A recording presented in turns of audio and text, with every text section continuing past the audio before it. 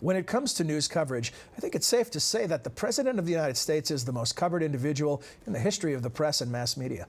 Almost every statement from a president is news, and it's often international news. With that amount of scrutiny comes the opportunity to communicate a message and the necessity to manage that message as it relates to furthering diplomatic or policy goals or other presidential priorities. In the modern era, the White House communications operation has become large, complex, and central to any administration's prospects for success. This week on Dialogue, managing the president's message.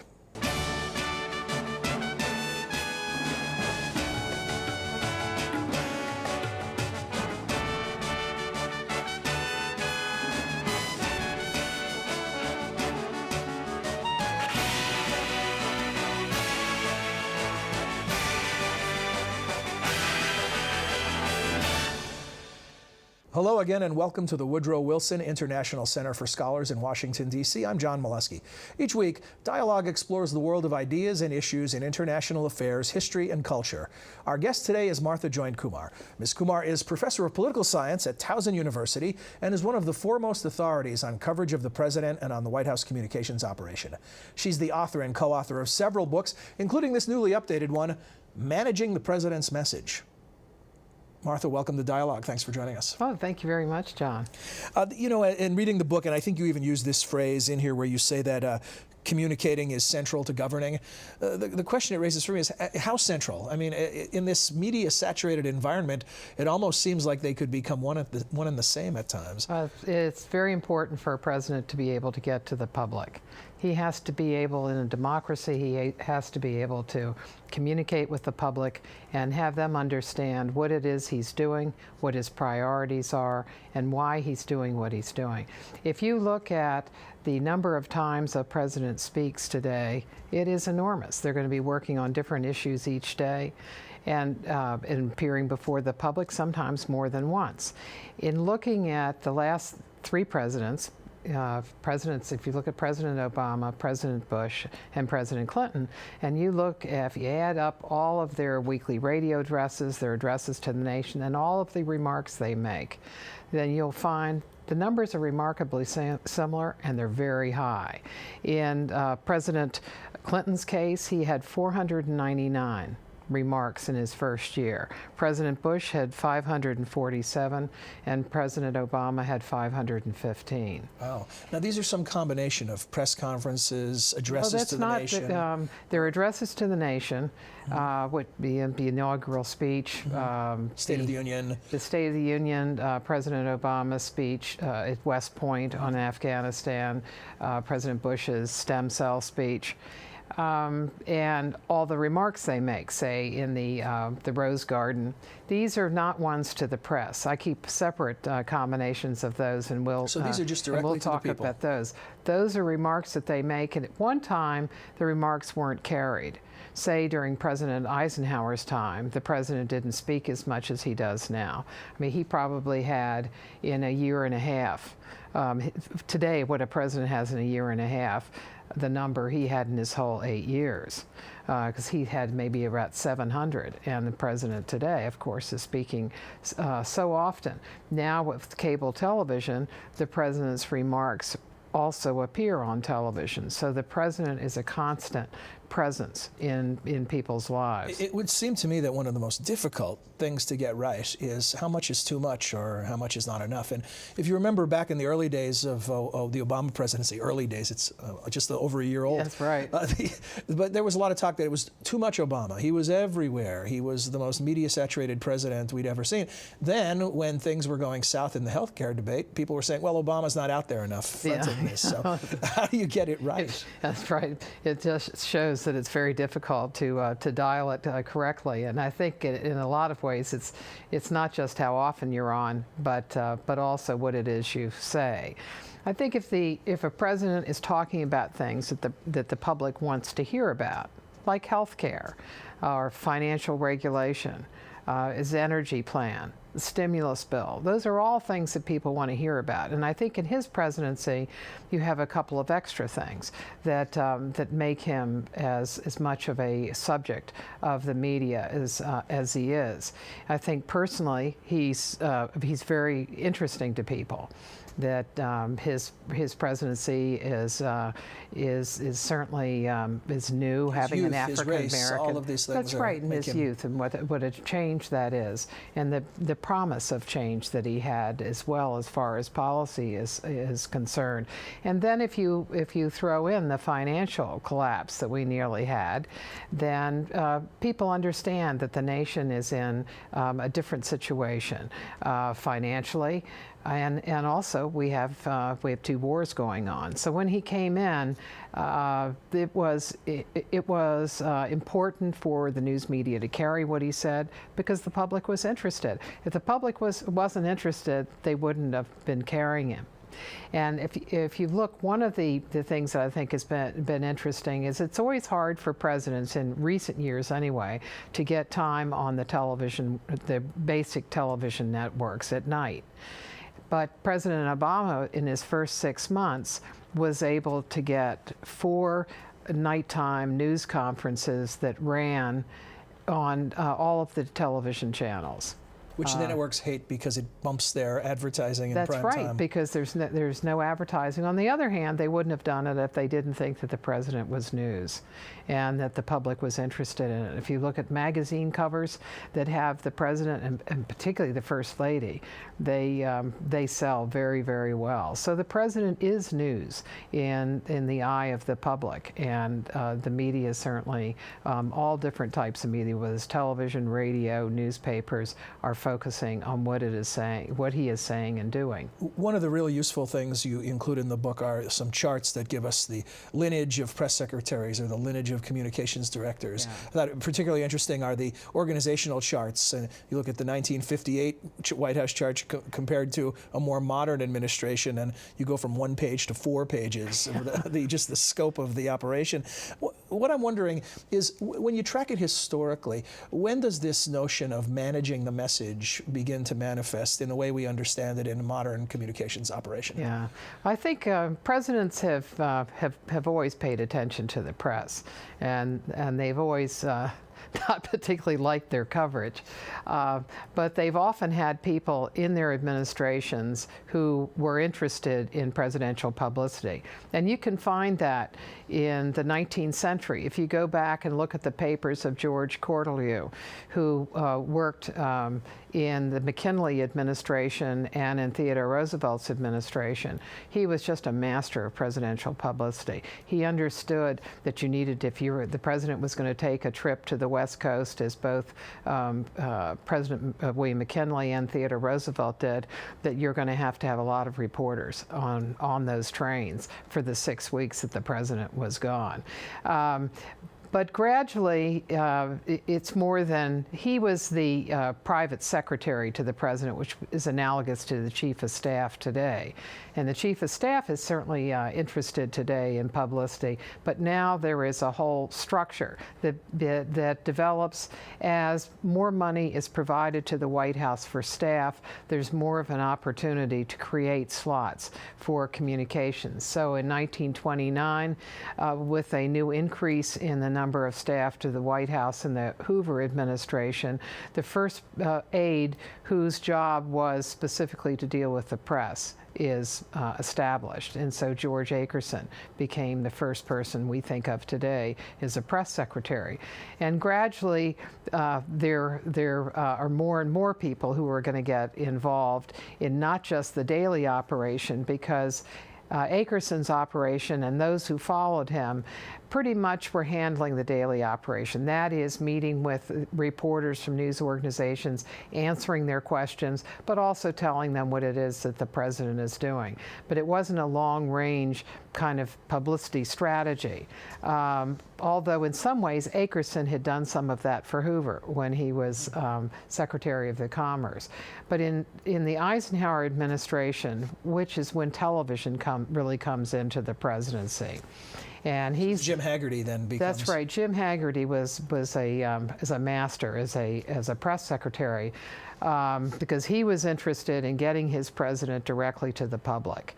And so he put the press conferences on the record. Prior to that time, press conferences were off the record, so the president and his aides could decide what points that they would let reporters use in their stories. But Hagerty put them on the record in 1953, the year that Eisenhower comes in, and then he worked with Kodak to develop lighting so those press conferences could go on television. Is this why some think of Hagerty as the first modern press secretary? Right, yeah. Not the first to have the title. Yeah, and in a sense he's the communications director as well, which there was no such office at that time. But he focused on how they could get him on television and then have those press conferences. They showed at night. Television audience was very small when he finally did go on television, which was January in 1955. But there was a telling remark in his diary. Hagerty said in his diary, "To hell with slanted reporters, we'll go directly to the people." And you can see that theme repeat itself from one administration to another. For example, you can see that in the Obama administration, where they're using Twitter and Facebook. Tools to do it now would have astounded Hagerty. Yeah. So the whole concept of getting directly to the public is not one that's particularly new. And in Nixon's administration, I wondered whether Nixon certainly watched Hagerty and saw how good he was at planning as well as doing the daily operation. He would plan out for Eisenhower how they should be getting a message across. For example, there's a wonderful memo that he wrote about Eisenhower's last year. And he said that in his last year that they could use the theme of peace and he could travel the world as a man of peace to be the ending of his career. So I wondered whether Nixon watched what Hagerty did and decided that that was a function that needed to be in a White House, not just that individual. So when he came into office early in his administration, he created an Office of Communications. And that was to be an office that did planning. And they did planning, but some of that planning turned out not to be legal. So they had the rest is history. They had a lot of difficulty with that, and in several administrations, the Ford administration and the Carter administrations were reluctant to give much of a high profile to it. But by the Reagan administration, there was a recognition that that was an office that needed to exist because there's so many different things that a president does, and there's so many different ways of getting your message out that they wanted to be able to think ahead and make use of opportunities. When you look at this timeline, a lot of things aren't new, like the requirement to communicate and the requirement of persuasion for a chief executive. But what do you think of as the game changer? Is it television? You mentioned Jim Hagerty and television. I remember interviewing Marlon Fitzwater and asking him what he thought was the biggest change in his time on the job. And he said it was the satellite. That when you created this notion that there was no more reflection time, no more message crafting time, that people expected an immediate response from the White House, that changed everything, and that everything that's come since then is just an acceleration of that. What are your thoughts on that? What is the thing that really changed the job of communicating from the White House? Well, I think it goes back to the presidency itself and what we expect from a president, and what we expect from the federal government. If you look at all of the responsibilities that we now expect of the federal government, consumer protection, civil rights, highway programs, environmental programs, clean air, clean water, the energy legislation, the responsibility for the health of the financial system. There are so many different things that the federal government has taken as responsibilities because the public wanted the government to do it because states couldn't. Like education, you need some kind of a national program with evaluation standards. And so as that has happened, I think as more responsibilities came to the federal government, those issues are national issues. And we only have one nationally elected official, and that is the president, along with his vice president. So I think it naturally has fallen to the president to take on those responsibilities in a leadership role. Even the minority expects that. If in President Obama's State of the Union message, there were Republicans that held up cards that said, I guess it was the health care when he spoke to a joint session of Congress. There were Republicans that held up signs about the health care bill. Where's the health care bill? Well, when the framers of the Constitution were writing the document, the Congress is Article 1. Because that was to be the institution that would legislate. And yet here, even the minority expects the president to be the one that is the initiator on the large issues. And so I think there, in a sense, there is a gap between the expectations that everybody has and the power that he has. Kennedy talked about a year and a half in office, and he talked about how the Senate looked a lot more powerful from this end of Pennsylvania Avenue than it did when he was there. Senate, yeah. Yeah. And so I think it really is dealing with the functions of government and nature of the presidency, and also you could put in to that mix presidential campaigns.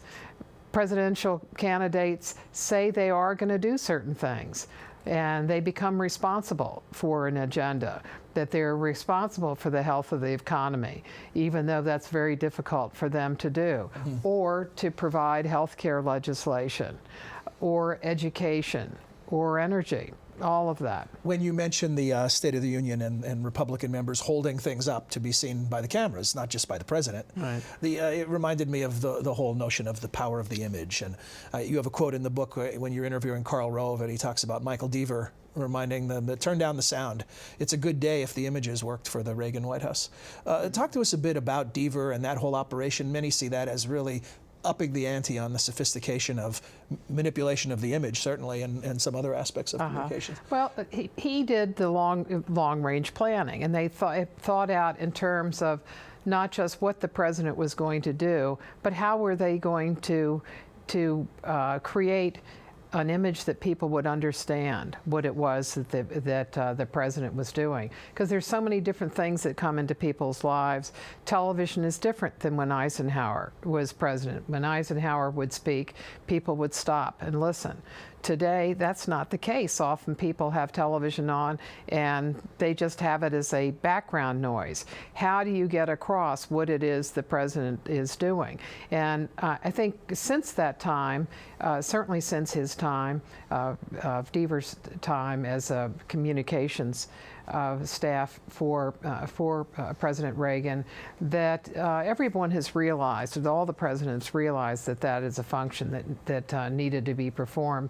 I think that Hagerty understood a lot of that, and I think also that George Corlier back in McKinley's administration understood image too. He understood how important it was to bring photographers, for example, onto those trips. So in one of the trips that they took to the West Coast, he made sure that there was a car on their train that had a dark room in it, so that those photographs could come across. So he understood that the image of the president is crucial. In the to see how the Deaver approach is still with us. In the Bush administration, there was a person who had worked for several networks, ABC and NBC, and who had worked for George H.W. Bush, a man named Scott Sforza, who did a lot of work on their communications and how to take the president and get him on television and get the message on the screen. And so one of the things that they did was that they were interested in, Scott said that one of his tests was if you could walk by a store that had, let's say, an electronic stores and had all the televisions on, and the president was on it, that you should be able in designing his communications, you should be able to have whoever's walking by, and who obviously is not going to hear the sound, know what it was that the president was doing. And so one of the ways they would do that was through their background, the wallpaper that they put behind it. So, for example, when President Bush introduced his education legislation, they called it No Child Left Behind. And he had an event in the old executive office building, and they knew which side the cameras were going to be working from, and so they had on one part of a wallpaper that said, repeated, "No child left behind." And so you knew that that's what they were doing. Not even subliminal, direct. That's right. Who could it be against? Very direct. Behind? So they went down to the point of making sure that there was enough of a picture that you could see the background behind. So if the president was at an event where he was going to be doing promoting business, that there would be the tractors and everything else of the small business. So in order to do that, Scott designed a new podium that it's flat across here, and then it goes down, and all the wiring is inside here. And the benefit of that is that you can see all here what is in the background, and so that is good for the picture. So what he was particularly interested in was the wide shot that was done by cable, because he knew that the networks weren't going to use as much of it as cable would. And so he wanted to make sure that they had that cable shot. Because once cable comes on, CNN came on in the early 1980s, but Fox and MSNBC come on in 1996. And so they began taking whatever the president said. So any of the remarks he said, they were there. So you had some competition between them, and all of them were using him. You know, if you don't get this right, this is the classic double-edged sword.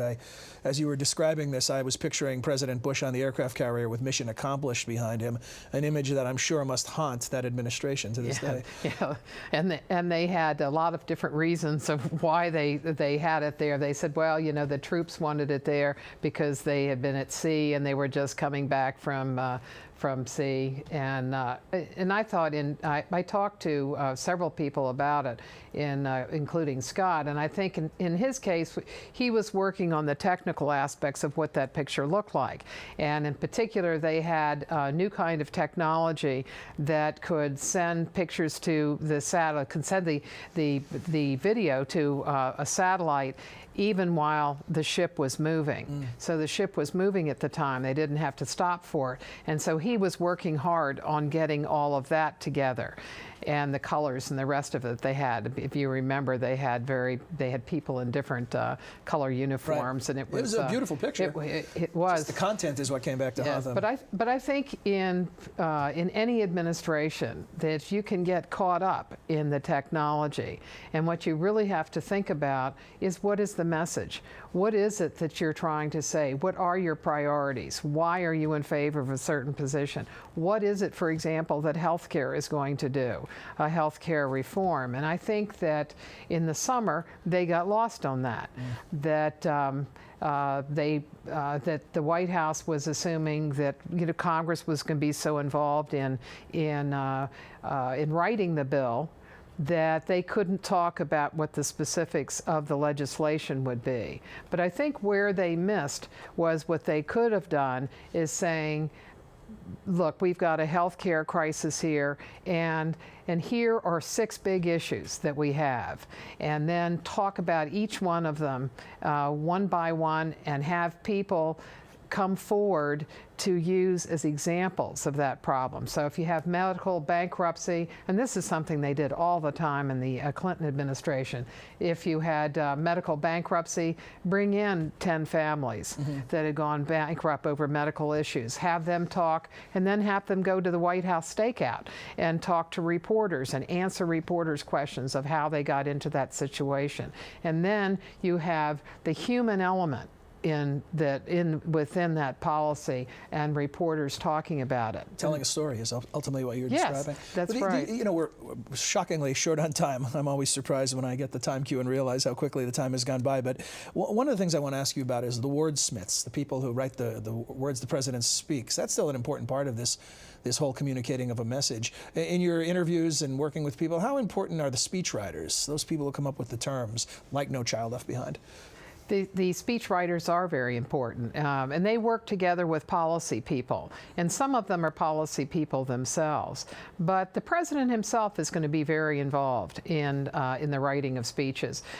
For example, I looked in the Reagan's records on his speech to the both houses of Parliament, and I went through his handwriting file. So you got to see his I could notes. see the notes that he made and the changes he made, and he worked on that speech for some while. And the changes he made, I thought, were very interesting because they just increased the level of the language. He brought in euphonious words so that a sentence really would sing.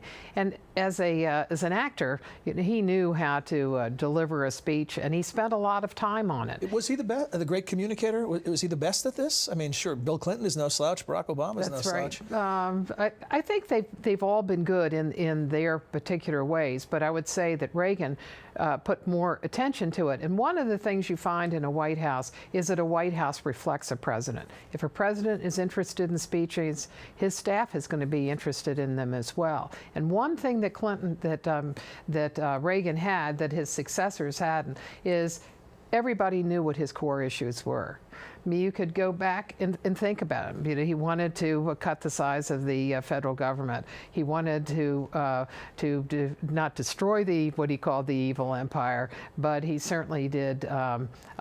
He wanted to decrease the military budget. And so you had a sense of what it is he was about in privatization. And so all of his staff, including his speechwriters, knew that. And it became easier for them to write speeches because they knew coming in what he thought. Final 30-second thought. Every president establishes some precedents. What has this new president done already, maybe in terms of social media or other things that you see as trends moving forward? I think making use of the latest technology.